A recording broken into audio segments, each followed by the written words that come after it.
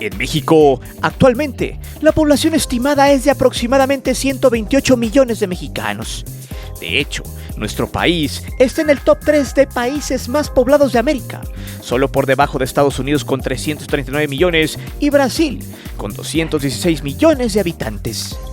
Por debajo de México sigue Colombia, con poco más de un tercio de lo que es México, con 52 millones de habitantes y con la capacidad de hacer 2 selecciones nacionales de calidad.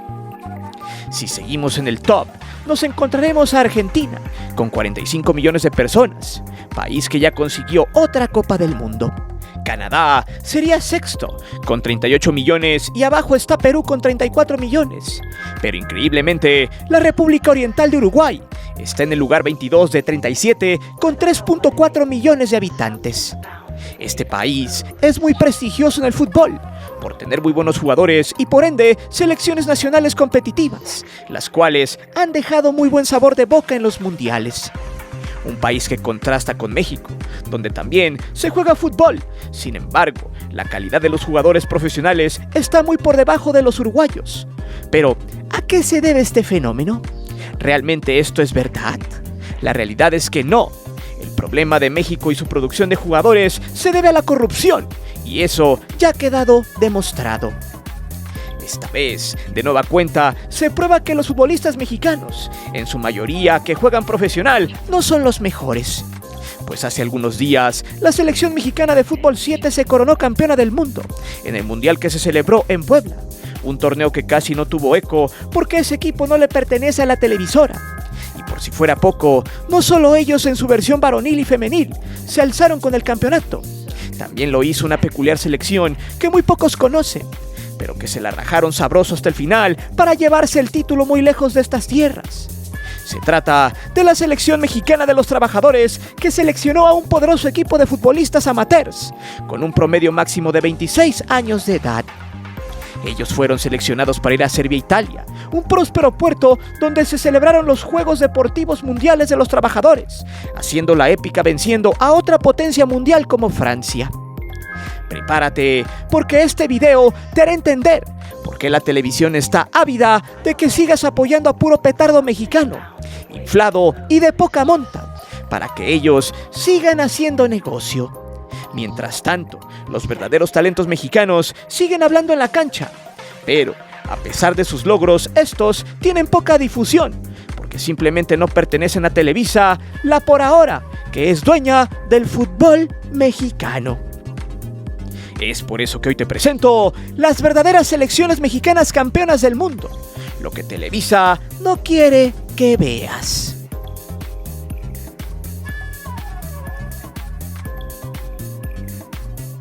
Hay que dejar en claro una cosa: a Televisa y asociados poco o nada les importa si otros combinados nacionales, que no son de su propiedad, hacen algo. Son campeones o causan revuelo por algún hito, como lo que hoy presentaremos. A Televisa solo le interesa que tú consumas lo que ella vende, o sea, su selección, y le da mucha rabia que si lo consumes no sea en sus plataformas. Si tú llegas y escuchas los juegos en YouTube, en canales alternos, a Televisa le da pavor, porque ellos pierden, y eso hay que dejarlo en claro. Además de que cualquier otra selección, ya sea de barrio, de fútbol 7, de trabajadores, obreros como en este caso, poco les importa, porque a ellos no les interesa nada el progreso futbolístico del país. Estos parásitos solo van por la lana y para vender falacias, para que tú compres productos oficiales, vayas al estadio o veas sus canales, porque ese es su negocio. Ahora, dicho esto, pon mucha atención a 2 casos épicos, considerados ya unos hitos en selección mexicana que no sea de la televisora, y que demuestran que en casi 130 millones de mexicanos sí hay calidad de sobra para jugar al fútbol. Yo pregunto, ¿qué hubiera pasado si estos jugadores que se la rifaron en el fútbol 7 hubieran tenido la oportunidad de demostrar su talento en el fútbol profesional? Tan solo de imaginar que habría más talento en la cancha, da rabia saber que eso no puede ser, porque no tuvieron palancas o dinero para pagar las exorbitantes cuotas de corrupción, como se maneja en la Liga MX. En primera instancia está el Mundial de Fútbol 7, celebrado en la ciudad de Puebla. Este torneo participaron 16 selecciones en el varonil y 8 en el femenil. En la versión varonil fueron 4 grupos de 4. A México le tocó medirse contra Costa Rica, Uruguay y la siempre misteriosa Japón. Los resultados fueron implacables. En fase de grupos derrotó a todos con mucha facilidad. Después, en cuartos de final, aplastó 5-1 a los italianos para medirse ante los rusos y ganarles 2-0 en un encuentro muy ríspido y complicado. En la gran final, se midieron ante Brasil, que era el rival a vencer y el hipotético campeón. Los verde amarela jugaban excesivamente bien y fueron un rival complicado. En ese juego los porteros hicieron de las suyas, siendo clave en todo el cotejo que terminaría 0-0, para luego irse a la tanda de penales donde el portero mexicano sería la figura, y también el último penal que le tocaría a México, el cual correspondió en los botines de Aldair Giorgana, quien disparó con potencia al marco del meta brasileño, quien adivinó el trayazo, pero este fue tan potente que solamente se tiró para engalanar a la jugada. Justo en ese penal, el grito de gol de la afición en el estadio del Centro Expositor al unísono retumbó de manera imponente. Los jugadores salieron atrás de Aldair, quien no la creía y lo festejaba con toda su garra y corazón. La selección mexicana de fútbol 7 no solo estuvo patrocinada por nadie, ni por una marca de ropa de clase mundial. Simplemente, estos jugadores portaron la verde, se enfundaron la casaca con mucho orgullo y salieron en todos sus partidos a comerse al rival, con el talento por delante. Por si fuera poco, en un juego anterior, el combinado femenil también se alzó con el título derrotando a Brasil 3-1, y previamente en semifinales habían acabado con las chilenas con un escandaloso 10-1. Con esto, y de manera inédita, se vuelve uno de los mejores logros de mexicanos en la historia de deportes de conjunto. Quizá por debajo de la Copa Confederaciones del 99, de la Medalla de Oro de Londres, el Mundial de Fútbol 7 de Puebla puede instaurarse en la tercer casilla de torneos importantes en una disciplina de este tipo. Pero, ¿por qué estos futbolistas derrotaron a potencias de este deporte? Simplemente porque jugaron los talentosos, porque los que saben del negocio estuvieron en la cancha, jugadores de barrio que derrocharon talento en cada encuentro. Aquí no hay marrullerías, no hay negocio, es simplemente fútbol, donde los dotados de calidad se pueden mostrar, y cuando eso pasa, el éxito está garantizado. ¿Alguna duda de que México tiene para hacer mínimo 3 selecciones de poder si estuviesen los jugadores talentosos en la cancha? Si esto te sorprende, veamos el siguiente caso. Una selección que fue olvidada por los medios, pero que fue a plantarse a Italia y a ganar otro campeonato mundial. Te vas a sorprender.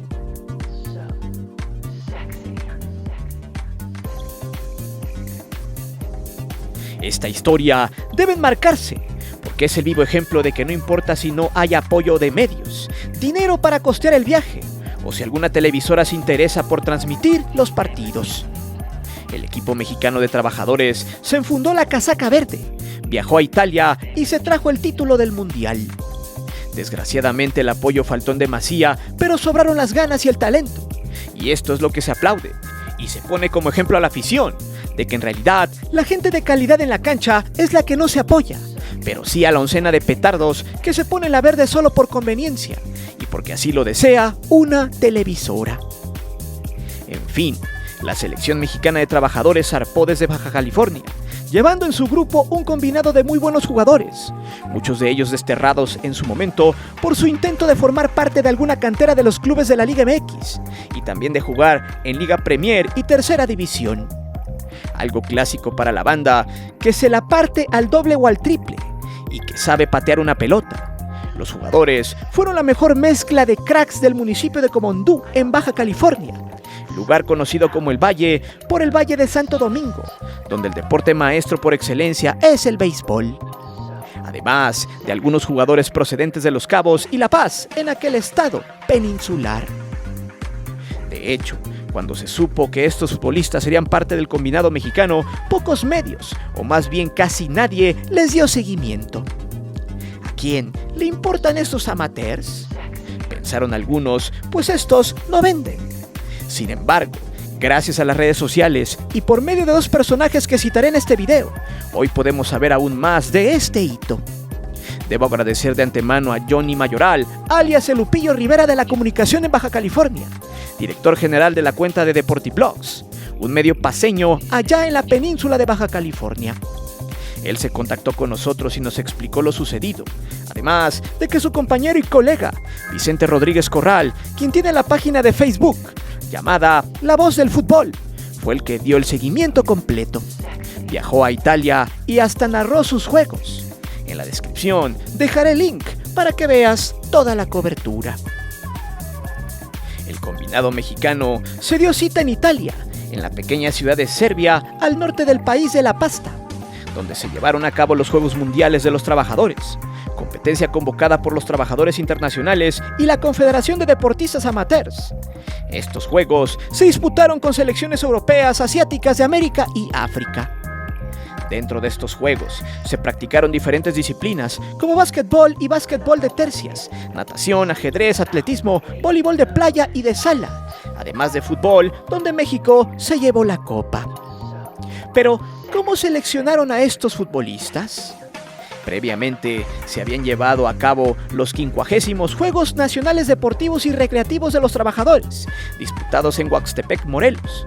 De ahí, en cada disciplina, se seleccionaron a los mejores trabajadores deportistas del país en diferentes ramas, dando así una selección mexicana que sería representada por el equipo de avalúos RCG.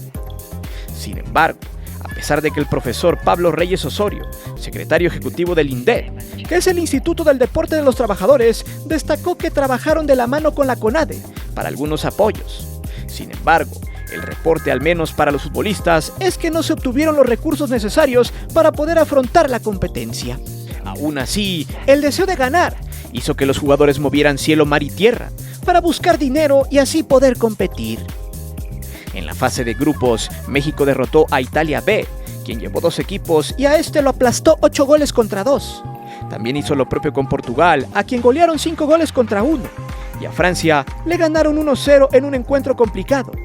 En semifinales derrotaron a Italia A 3-0 y en la final se volvieron a topar a los franceses, a los que vencieron en penales con una soberbia actuación del portero Alejandro El Pecas Gómez, quien había raspado un disparo francés sin tener éxito, pero en el siguiente penal Gómez se recostó a la izquierda y lo tapó. Pero México pudo irse arriba en el marcador en ese momento después de un momentáneo 2-2, pero falló su penal. El marcador terminó en los 5 penales 4-4 con gol del guardameta Alex Gómez, quien mandó a la muerte súbita, y ahí se definió todo en la sexta ronda, donde el mismo portero Alejandro Gómez hizo la épica, se recostó a la derecha y tapó el penal. Y luego Ricardo Lomas, un jugador conocido de Comondú, pateó su penal a la derecha del portero, engañándolo por completo.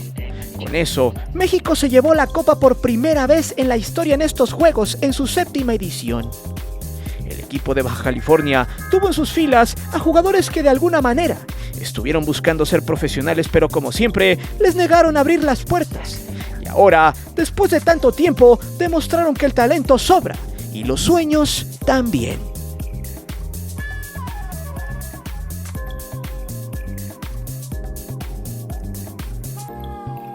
Por mucho tiempo se ha mencionado que la selección de Televisa es un negocio, que prioriza lo económico sobre lo deportivo, que los jugadores tienen el mismo protagonismo en la cancha y con los patrocinadores.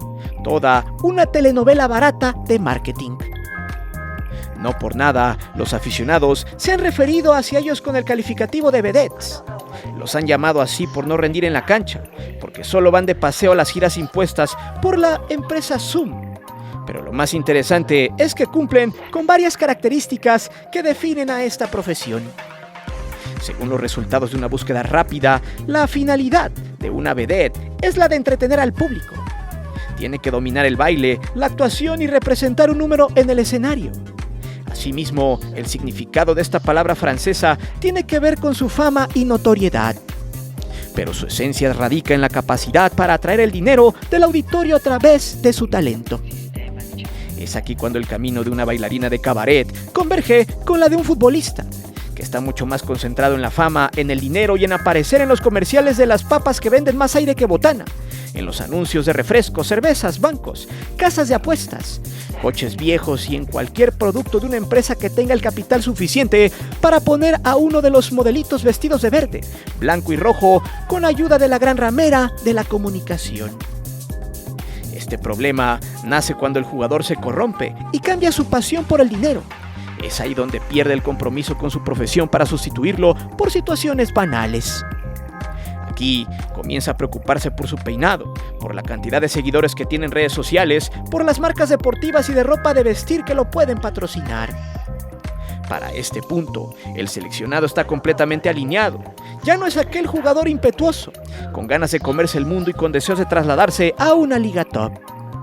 La nueva meta para la mayoría es convertirse en una vaca sagrada del Tri, vivir de las dádivas de la Femex Food y que los patrocinadores Master los elijan como imagen de sus campañas publicitarias. De hecho, a mediados del 2022, Javier Balseca, el experto en marketing deportivo, señaló que para el Mundial de Rusia, la selección de Televisa facturó alrededor de $300 millones y que para el Mundial de Qatar se esperaba que tan solo en la fase de grupos los patrocinadores le soltaran $75 millones más, ya que todas las empresas quieren firmar con el tricolor cuando se acerca el periodo mundialista. No obstante, la repartición de las vedettes no era la misma para todos, pues única y exclusivamente los patrocinadores Master podían elegir a las vacas sagradas. De hecho, estas fueron sus palabras textuales. Solo los patrocinadores Masters tienen la presencia de jugadores a la mano. Todos quisiéramos tener a los europeos, pero solo te los dan si tienes derechos, si no, son inalcanzables. De hecho, existen algunas publicaciones donde se resalta que, para el Mundial de Brasil 2014, los jugadores del tricolor podían llegar a percibir hasta $500,000 por cada aparición en una campaña publicitaria de un patrocinador Master, mientras que para un patrocinador de menor envergadura llegaba a pagar entre $150,000 y $200,000 por campaña publicitaria. En este punto, no faltará el atolizado que diga que estamos inventando cifras y que somos unos resentidos. Para eso, el Tuca Ferretti refuerza lo dicho, pues declaró cuando fue entrevistado por Roberto Gómez Junco sobre la forma en la que se ha denigrado al futbolista del tricolor. De hecho, estas fueron sus palabras. Hay ciertos partidos que traer los jugadores de Europa para hacer el partido aquí es un papel financiero, tonto, totalmente, los jugadores salen de allá, un desgaste enorme, están perdiendo oportunidad de entrenamiento para buscar un mejor puesto y llegan aquí. Juegan contra equipos totalmente moleros que no sirven para nada y dejamos de darle oportunidad a los jugadores que están aquí en México y que se pueden tener la oportunidad para demostrar que realmente pueden llegar a ser titulares. De veras, pero tengo que traer a fulano de tal porque tiene contrato con tal empresa. Y ahí el jugador pasa más tiempo tomándose fotos y peinándose que en el entrenamiento. Las palabras de Ricardo Ferretti no son de sorprender a nadie. Al contrario, son la evidencia de lo que siempre se ha condenado en este canal. A ver si nos salen con llamarlo reventador o resentido, cuando lo único que se está comprobando es que existen algunas vacas sagradas que siguen siendo las favoritas de los patrocinadores, que siempre habrá consentidos del marketing, mientras que a otros deportes no los toman en cuenta porque no venden. La selección mexicana de fútbol 7 es el ejemplo perfecto de los deportes que viven a la sombra del tricolor, pues no tienen efecto en la afición y es por eso que son invisibles o de plano no existen, ni para los medios ni para los patrocinadores. Pero no es por falta de calidad, simplemente es porque no cumplen con los rasgos que jalan la atención de las masas. No tienen la imagen necesaria para anunciar unas papas, no son caritas, no tienen la fama para posar con la camiseta del Tri, porque para ser una vedette primero hay que parecerlo y es por eso que mucha gente no entiende cómo es que un portero viejo, que no domina el juego aéreo y con muchas deficiencias, siga teniendo cabida en la selección de su país. Pero en el fondo, gente como Ochoa no sigue vigente por su talento, sino por el peso que tiene con los patrocinadores y lo que genera en negocio a la misma Televisa y asociados. Pero dime, ¿cuál de los dos logros presentados en este canal deberían ser considerados top en deporte de conjunto en México? ¿En realidad México tiene la capacidad para formar 3 selecciones talentosas? ¿Qué pasaría si se formara una selección con los mejores futbolistas del país, sin que metan las manos patrocinadores y televisoras? ¿Derrotarían fácilmente a las vedettes de Televisa? Déjame saber tus respuestas aquí abajo en los comentarios y si te gustó el video, deja tu poderoso like. Mi nombre es Guillermo Antonio, nos vemos hasta la próxima.